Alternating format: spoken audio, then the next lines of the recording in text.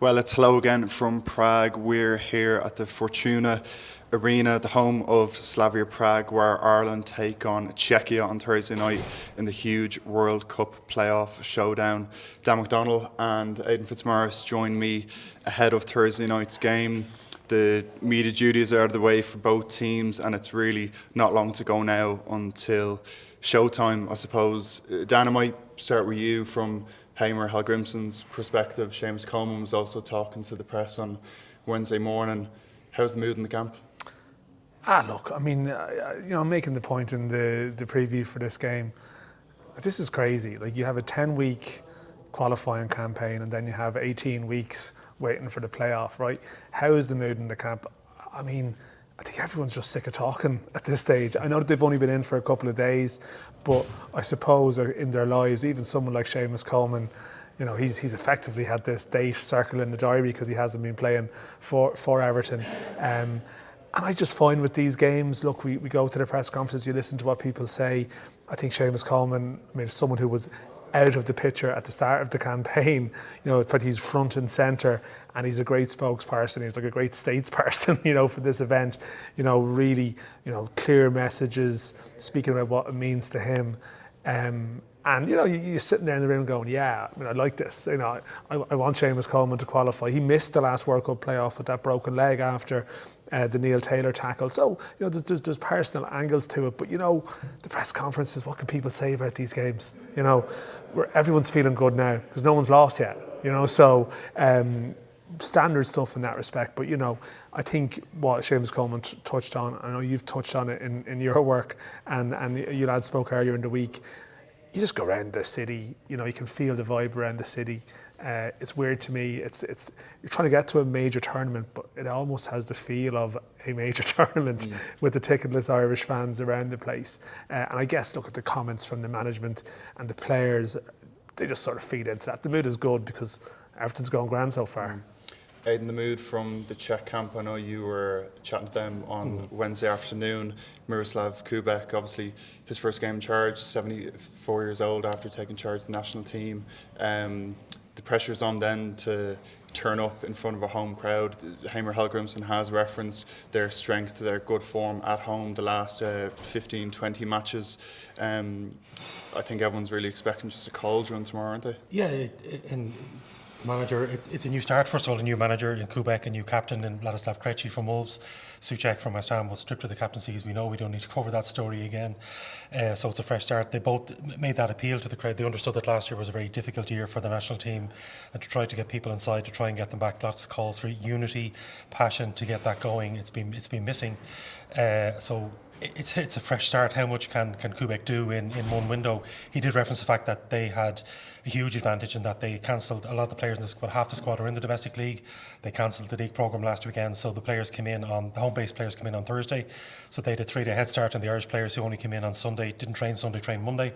So Ireland really have had two proper training sessions in Dublin and a short one here. The Czechs have had nearly a week of preparation. That's important for them. But I suppose the plea for unity and see can they unite people behind this goal to get to a World Cup, because we want to get there, but the Czechs haven't been there since 2006. Was there anything about this Souček situation? Yeah. I mean, again, it reports locally that Souček is going to be dropped, and he's already been told that, so it's leaked out in the media. Kubek was asked about that today. He said, first of all, I have huge respect for Souček. He's an important player. He used a very strange phrase, a full fat player, which I think is meant to be a compliment, but I think he meant he was a wholehearted player, but he did say full fat. But he said, look, I don't read what's in the papers. So again, we were talking about this earlier, is that mind games from them, have they leaked false information about Souček being dropped to lull Ireland into his false sense of security, because he was a key focus in the Irish preparations. Or has he been dropped? Not everybody can fit in. Darida, the 35-year-old veteran, has come back. That would be a natural swap, Darida for Souček. So to leave out a player who's in form at West Ham, albeit a struggling West Ham team, would be a huge call. It could be mind games. Look, Kubek can host what he's been managing for over 40 years. He knows exactly what he's doing, so he's well able for this. Dan, I know it goes without saying that Heimir Hallgrímsson won't be giving anything away on the eve of the game, but can we expect any surprises at all? Was there any hints? He's never going to give us. There's never really going to be any hints. I mean, you're just relying on information and conversations, and instincts sometimes as well too. I mean, I know you're supposed to watch train as well. Yeah, but no, but if we watch the first 15 minutes, you watch them jogging in the corner and doing stretches. You learn absolutely nothing from it. I think there was a time earlier in the campaign where was it a Nations League game maybe away? We were allowed in for the whole session, but generally that's reflected that this game isn't important. So no, they closed the blinds in the press room. I was a little bit kind of thinking this is one of these enclosed arenas where. I remember Martin O'Neill was really paranoid and to bring us back to the last playoff in Parken Stadium in Denmark, where again, probably a similar arena, all very enclosed, where you can close off the press, but I mean, there's a lot of offices and places around, there's probably ways the Czechs could see it. So I'd be surprised if they were rolling out the full plans in the -1. For fans who haven't seen the place yet, there is a McDonald's right beside in the stadium complex. There's a hotel, so maybe there's little tunnels we don't know. But look, it's all mind games. And Kubek was asked it a few times about, do you know your team? And he said, look, I'm not going to tell you. I'm not going to give that away. All the little hints. They revealed obviously we know their captain. That was a big debate here, who would play Souček as captain, so Krejci has got it. And again, his message is very much the same: passion, unity, we want this. A lot of desire. We've a lot of talk about desire, heart, effort. Kubek was quite complimentary about Ireland as well. He said, I see that in you, I see that fight and that desire.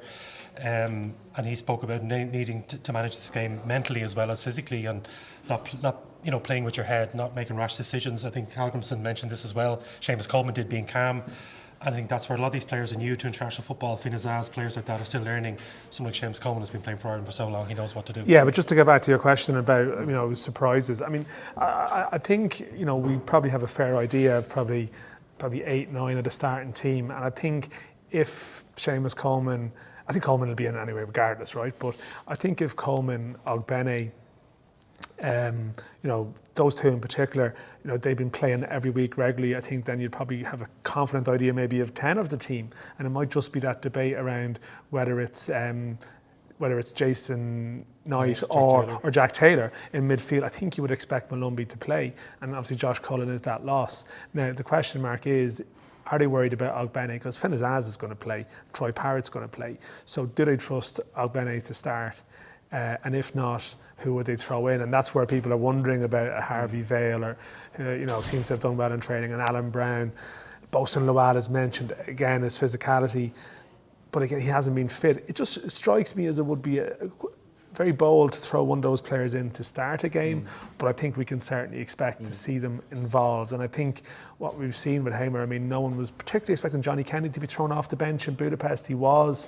Adamida hasn't played since December. I think one of the concerns is actually the readiness of the plan Bs if you need to change things up.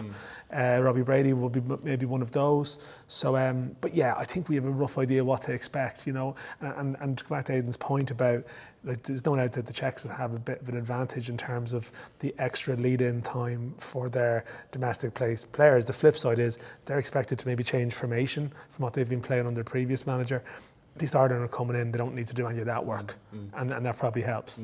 Something that really struck me in the last couple of days I know, speaking to the fans during the week on the way here, it's the really first trip like this, obviously first World Cup playoff in 9 years, but first trip of such magnitude for a lot of fans. But the same can also be said for the majority of the players, Seamus Coleman, Robbie Brady, just the last two survivors from Euro 2016. So I think the psychological aspect of Thursday night is going to be absolutely massive. And that was interesting, Hamer was saying last week, like motivation won't be an issue at all. Like first playoff in almost a decade, that won't be an issue at all. What will be really important for the staff over the next 24 hours leading up to the game is keeping them cool, keeping them calm. The whole country is talking about this game, and it's just about managing those emotions, not just doing your job to the best of your ability, but also, we spoke about the midfield there, whoever it is, Jason Knight, Jack Taylor, not being too overambitious. We want to start well, but it'll be a problem if we pick up a yellow card in the first 20, 30 minutes or so, and then you'd be watching yourself then. So just, there's a balance between, I suppose, like giving it 100%, but also managing it and, like being disciplined, I suppose, and not making sure the game's not You haven't shot yourself in the foot, I suppose. That's where Coleman comes in, and he was asked earlier today, at the press conference, he was asked about the Bosnia playoff, and he said how difficult that was. Again, this is different. How a lot of the playoffs we've had before were two legs. I know Slovakia wasn't, and Anfield under Jack's last stand wasn't. But so you can maybe fix something in the second leg. So Coleman referenced that the difficulty, the travel of getting to Bosnia, the fog there, everything else. Patching home support. It's managing all that, and the job will fall on him. And I think if you're around the camp, people the likes of John Egan, who isn't going to start and possibly won't play, but his experience, just putting an arm around the shoulder and guiding those players through those moments, because what Finn sees on a weekly basis with Southampton, your biggest game is a local derby against Portsmouth. You can't compare that to this going to a World Cup. So it's managing that, and I think that's where Coleman, his influence on the pitch and off the pitch. Coming in, I often see sometimes Seamus in the tunnel before a game. What's he doing? Is he going around talking to people? He's just got that steady focus. That's why he's so important for this game, having him back, and that's why we needed him back. Dan, I suppose just finishing up, I know you had a piece during the week, reasons to be cheerful, reasons to be fearful. The whole country wants to see Ireland progress on Thursday night. Is there confidence that they can get the job done? How are you seeing Thursday night? Yeah, there is confidence. I mean, you can obviously talk about the emotions and the sort of the importance of the game through the eyes of the team that you're predominantly covering, but that obviously extends to Czechia as well. They haven't been in the World Cup for 20 years, and they're coming in on a sort of it's an uneasy situation that they've had, and I suppose so that's like a lot of that is about confidence, momentum, vibes. Probably look at their results. You just have to look at their results last year. That's the most recent body of evidence you have to look at, and you look at their personnel, and it's not terrifying. Their results aren't terrifying. Yes, their home record is better. There's no doubt about that. They drew it all at home to Croatia. They lost 5-1. Lost 5-1 away. So, they lost against the Faroes away and were unimpressive in games at home, and they're not possessed with, say, a group of players that are like proven elite winners. Can they stand up? And that's something. One of the chats I had building up to the game was Vladimir Šmicer, ex-Liverpool player, played for the national team, who, was brilliant at the Euros. He missed out on a World Cup himself, but he said something interesting. The last couple of years, Czechia don't win big games. They haven't had, and Ireland have done that. And but if you talk to people here, they really are impressed by the last two games. They're not really aware of what happened before. They don't thinking about our history of Jack Charlton or Turan or anything else. They're looking at it going, you beat Portugal at home, you came from behind to beat Hungary at home. Those are big results, and Czechia haven't done that. I think that's a concern for them. Players like Parrott and like that have stepped up. You think who contributed to the win? Scales with the assist.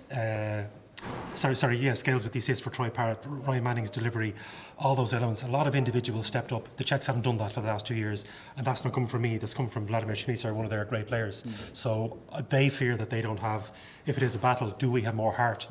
I think that's quite possible. If it is a sheer fight, there's possibly more fight in this Irish team. That's why Kubek bringing him back, a 74-year-old who knows all these players. He's been in the league. He's coached nearly all of these players or worked against them. He's trying to match that fighting spirit, and when they can do it, I think that's going to be key. If they can find that spirit to match Ireland, because in terms of ability, I think it's fairly even. But if there is more heart in there, I don't think this Czech team would have come from behind to beat Hungary away. Yeah, it is mad, but it is mad though how much of it does probably come back to Parrott as well too. Yeah. I mean, this is the thing. I think Evan Ferguson's loss has been underestimated. He has scored a lot of the goals. I mean, what Irish teams aren't great goal scorers, don't score a lot of goals in games. He did score all 5 goals in the last window, and prior to that, Evan had scored 3 out of the 4 goals. And it was funny just walking down pitch side to watch training today, and there's a couple of local photographers, nudging you, going, "Where is Paris?" Almost like the way that you have, a certain team comes to Dublin, and you're looking out for this big player that you put on a pedestal because you've done the research and you see, oh my God, they've scored X amount of goals in the last couple of internationals. So you kind of forget that Ireland do. There is a feeling now that Ireland have match winners in their camp, but I still feel like there's not a huge amount of them, and there's going to be a lot of scrutiny on Troy and how they probably, what kind of attention do they give Troy.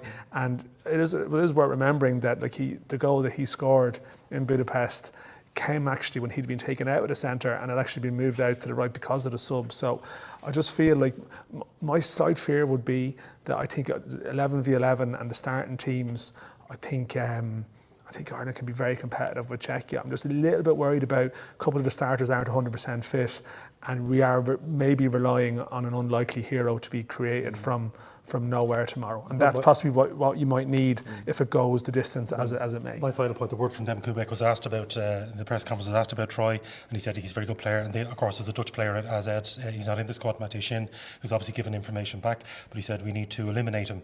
I think he meant that in the footballing sense, not in any other sense. But pretty brutal. Clearly it was, well, a sniper up on the roof, so there is a high roof around the stadium, but clearly that is the focus. So I think a lot of their game plan will be around restricting Parrott, and as you said, Dan, if that frees up whether other players can come in, if you take that focus. Is it a Zaz, or is it an unlikely sort of Smodics or Harvey Vale or even a Johnny Ida hasn't been. I think Ida would be really in contention, by the way, if he had been playing more games. So that's just a little thing. It may well be that we naturally talk about the big characters and personalities on both sides, and like Schick and Pavel Sulkin, and like he's back for them. But I feel like it was a squad game in Budapest, and it's probably going to be a squad game here as well. Any final thoughts, lads? I think they'd be ready. I mean, the fans here in Prague, look, we see them, they're all over the place, they're all desperate for tickets, they're going to enjoy it, people at home. It's one of these things, the nation is going to shut down on Thursday night. People just want to see this game. It's once in a generation for a lot of people to see a game like this. We just hope the World Cup is still going. I think they can do it. I think it's going to be very tight. I think it could come down to I think it could be Ryan Manning from a set piece. It could be one small moment. I think two teams are very evenly matched. So the hero mightn't necessarily be Troy Parrott. It could be someone like Ryan Manning. I think we will do it. I think it's going to go to the wire. I think it'll be in extra time, possibly in penalties. I do think Ireland will get there. Well, it's nearly showtime for Ireland. It's do or die on Thursday night in the World Cup playoff semi-final. Dan, Aidan, thanks. We'll be across all the latest coverage and build up to Thursday night here on the Irish Independent, and we'll chat to you soon.